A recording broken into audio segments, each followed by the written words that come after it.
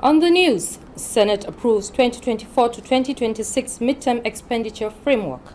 House of Representatives Committee on Public Accounts to investigate revenues generated from remitter. Plus, House of Representatives Committee on Narcotic Drugs appeal to President Tinubu to assent bill to move NDLEA supervisory. Good evening and welcome to Parliament News. I'm Amina Saidu Abubakar. It will no longer be business as usual, the Senate note of warning on some federal government-owned enterprises while approving government projections on revenue and expenditure for 2024 to 2026. The lawmakers vote to extensively amend existing laws to reduce the 9 trillion naira projected project deficit for 2024. National Assembly correspondent Lami Ali tells us more. After a series of interactions with ministries, departments and agencies of government on revenue and expenditure, the Senate Joint Committee that conducted the Medium-Term Expenditure Framework and Fiscal Strategy paper hearing submitted its recommendations. Senate, after consideration, approved the projected parameters on daily crude oil production, exchange rate, price of crude, the GDP, as well as the projected amounts for budget, revenue and deficit for 2024. The committee wants government to scrutinize the policy on granting waivers and urge government agencies to put a stop to endorsing agreements that are liabilities, especially those subject to international arbitration. A significant number of the federal government's revenue-generating agencies engage in arbitrary, frivolous, and extra-budgetary expenditure. In the area of waivers, in 2024 alone, they have provided for 2.7 trillion waivers. A lot of issues have been raised here that we will continue to work on. Even after this passage, we should really commend President Bola Ahmed Tinubu for the initiative so far. And so there's a lot of hope for Nigerians. Plenary featured the second reading of the bill seeking the establishment of Federal College of Geological and Cement Studies in Ogun State, sponsored by Senator Solomon Olamileko. We are talking about our mineral resources that's being exploited in that area, not only that area. We are talking about establishing an institution that will provide human resources to drive these enterprises. The motion from Senator Ned Nwoko calling for enhanced security in the Federal Capital Territory to prevent kidnapping was adopted. A recent abduction of 19 individuals, including my senior legislative aide, Barrister Chris Agidi, in the Galadima neighborhood, Abuja, exemplifies the gravity of the situation. Something very drastic and immediate must be done by the security agencies to handle this matter. As far back as 2009, when I was Minister of ACT, the contract for the installation of the CCTV camera was awarded. Meanwhile, a delegation from the Primary Healthcare Development Agency and the Gavi Alliance has met with the National Assembly Joint Committee on Health towards sustainable immunization financing in Nigeria. For us, immunization is key because we all know that prevention is far cheaper than treatment and cure. And we really want to get back to the time when we used to have a universal child immunization coverage. That is 80%. That's what we're looking at. Really looking at how the funding for primary health care and vaccine is where it sits in the budget items to make sure it's a bit more guaranteed and the money can reach our partners that help buy the vaccines more promptly. Both sides agreed that accountability should be ensured to further expand operations for more coverage, especially of the vulnerable. From the National Assembly, Lami Ali, NTA News. House of Representatives Committee on Finance says it will carry out status inquiry on National Lottery Trust Fund following what it calls unsatisfactory explanations on revenue generation and expenditure of the fund. National Assembly correspondent Isa Mohammed reports. Chairman House Committee on Finance says the committee was not satisfied with the documents and explanations provided by the National Lottery Trust Fund in respect to sources of its revenue generation, budget performances between 2021 and 2023, as well as remittances. The chairman notes that all agencies fully funded by the appropriation should remit 100% of their revenue as provided by the Constitution. We are guided by the Act establishing the agency. If you look at Section 40 of the Act, establishing the agency, we are required to take a custody of a certain percentage. Which Act? What's the National section? Lottery Act 2005. Give me a copy. It's clear in the Constitution. So when you are fully funded, you are expected to remit your IGR 100%. 100%. Other agencies that appeared before the committee include Federal Road Safety Corps and Lagos International Trade Fair. From the National Assembly, Isa Muhammad, NTA News. The House of Representatives has mandated its Committee on Public Accounts to investigate non-remittance of revenues generated through the remitter platform, which has led to substantial revenue leakages in government coffers. Following a motion jointly sponsored by Representatives Jeremiah Umaru and Jafaru Gambo, the House notes that the rate of revenue shortfall is worrisome despite the introduction of the remitter system.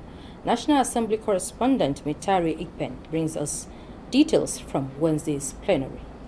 Because Remitter is a digital Since 2015, Remitter, a financial service platform, was adopted to serve as a gateway for the Treasury single account of the federal government to block revenue leakages. The Green Chamber is, however, worried about non-compliance with the standard operating procedures leading to revenue shortfalls.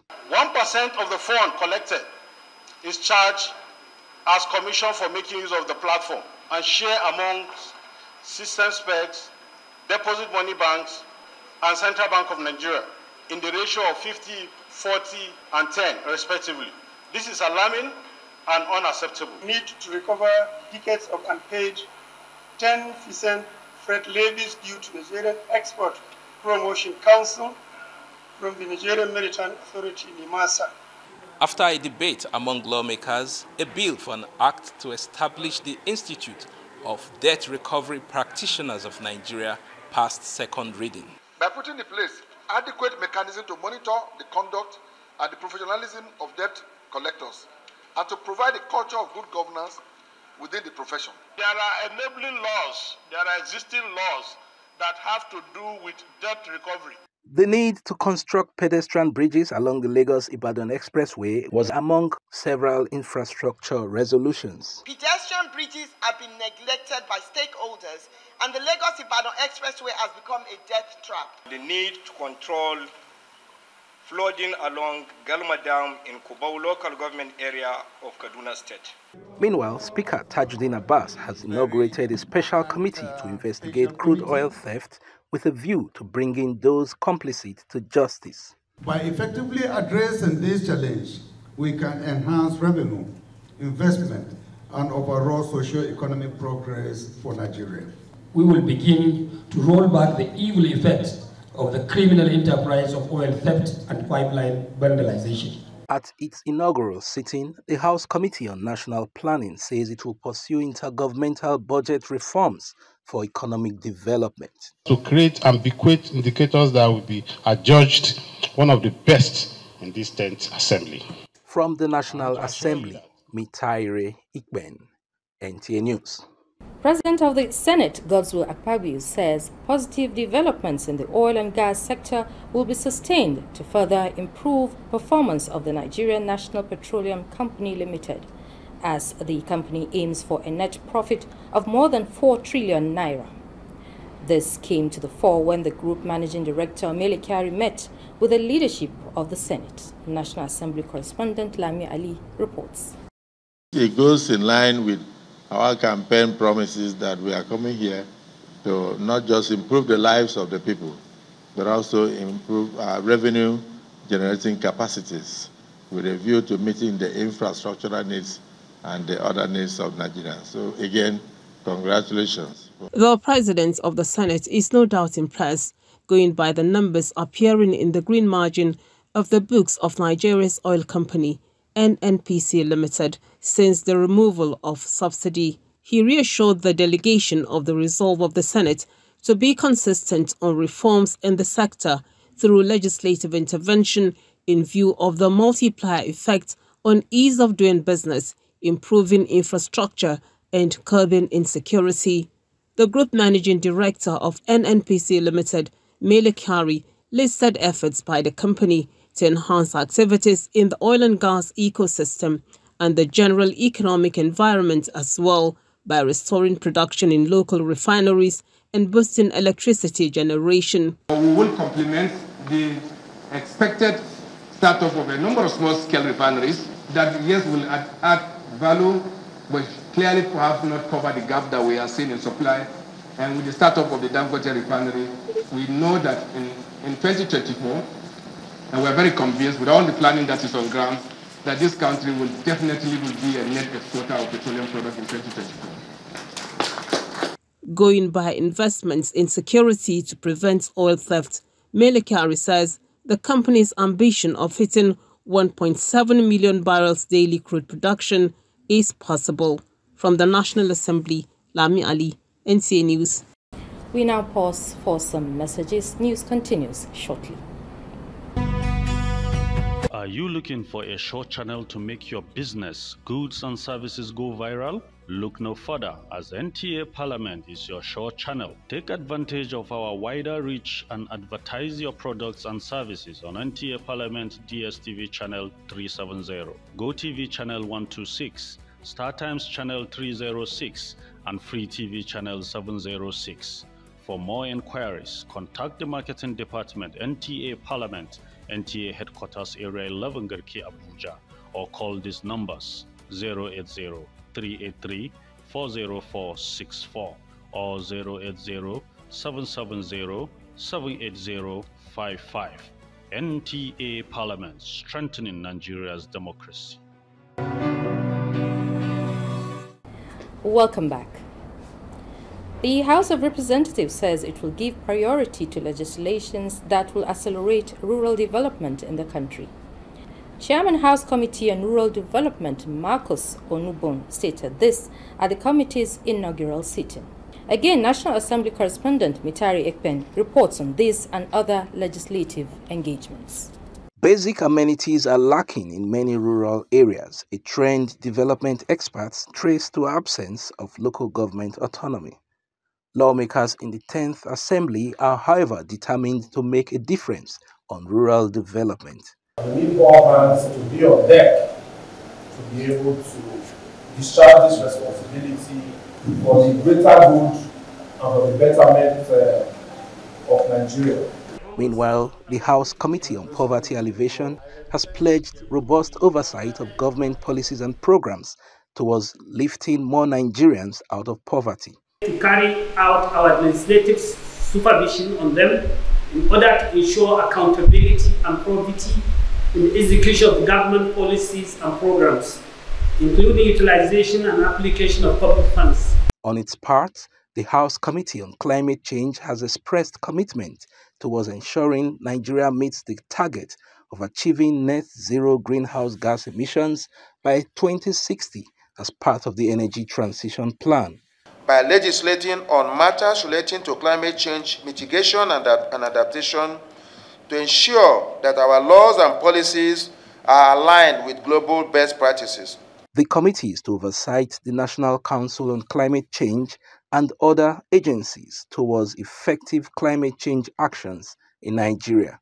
From the National Assembly, Mitari Ekpen, NTA News. The House of Representatives Committee on Drugs and Narcotics is in Bola Tinubu to assent the bill which will move the National Drug Law Enforcement Agency from its current supervisor to the presidency. This, the committee chairman Abbas Adigun believes, will give the Apex Narcotics Police the impetus to perform its statutory duty better. National Assembly correspondent Joshua Ogunjide reports.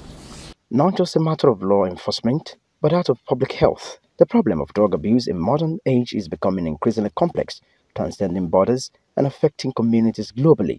Building out the 6 key agenda of the committee, Chairman Abbas Adigun charged members to work together, transcending boundaries. That's our message to the our president, the president of Nigeria today, President Bola Tinubu, that please, we appeal to you that our bill, because this is a youth, this is tomorrow, that we should be able to assent to it so that it can go into the law and we can be able to help the NDLA and some other agencies that produce the drugs too. We have to be able to find the scope to expand our jurisdiction because tramadol, people are using it and it's being produced by pharmaceutical company. It's not so. It's not so. Hey, so the NDA should have the right to be able to investigate them and go after them because it is part of illegal drugs and some other hard drugs. Deliberations also focused on many angles to drug abuse in Nigeria, with a call for collaboration with the NDLEA, Pharmacists Council of Nigeria, NAFDAC, various organizations, Human Rights Commission, as well as oversight on the activities of psychiatric hospitals. We appeal to our leaders to be able to look into it. And I know that National Speaker Tajuddin Abbas, PhD, I believe he will support whatever that we explain to him because we all love this country and we all love our future to be very, very prosperous. A high point of the inauguration was the adoption of the committee's work plan for 2023-2024 to work towards drug-free Nigerian society. From the National Assembly, Joshua Ogunjide, NTA News. The Osun State House of Assembly has directed the Chief Judge of Osun State, Adepile Ojo, to step aside from her role following allegations of abuse of office, gross misconduct and corruption leveled against her. Assembly correspondent Muyugwa Omoumi reports. In a brief emergency sitting at the Alo Chamber of Osun State House of Assembly, presided over by the Speaker of the House, Right Honorable Adewale Egbedun, the Chief Judge of Osun State, Justice Adepile Ojo, has been asked to step aside pending the outcome of the allegations leveled against her. The lawmakers in their various submissions said the judiciary is a very strong arm of the government which must live up to its expectation. Speaker of the House, Adewale Egbedun, asked the executive arm to appoint the most senior judge in the state. That pending the outcome of the investigation, the Chief Judge of Osun State, Honorable Justice Oyebola Adepile Ojo, should step aside, not for any disciplinary action, but to allow for proper investigation into the allegation. While she step aside, pending the outcome of the investigation, the executive arm of government should immediately swear in the next judge in order of seniority as the acting Chief Judge of Osun State, in order not to create any vacuum in the office. Meanwhile, Governor Ademola Adeleke has appointed Justice Olayinka Afolabi as the acting Chief Judge of Osun State with immediate effect following the resolution of the approval of the House of Assembly. From the Osun State House of Assembly, Muiwa Omowumi, NTA News.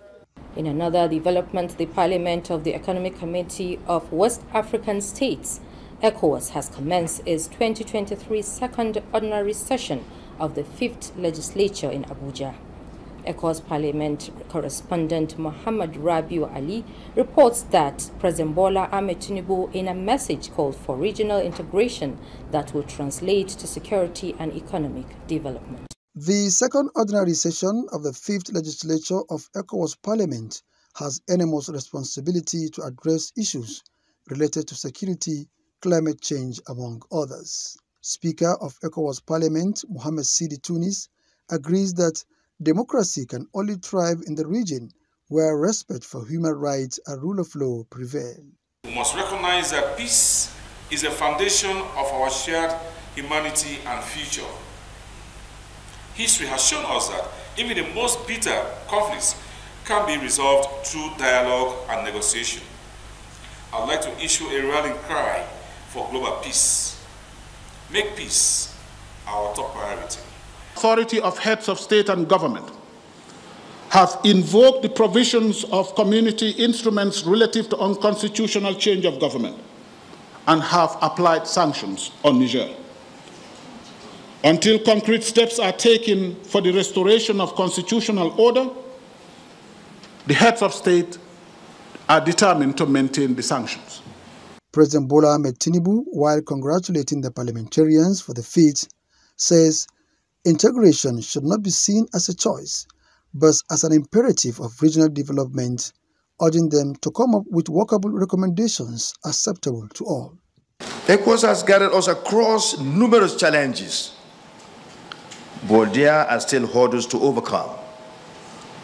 When ECOWAS was established in 1975, it was a necessity.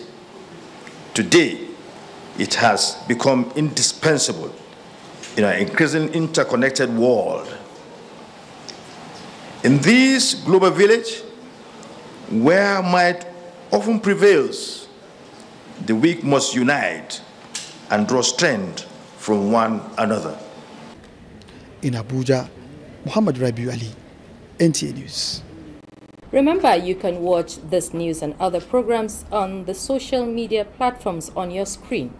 On behalf of the production crew, I'm Amina Saeed Abubakar. Good evening.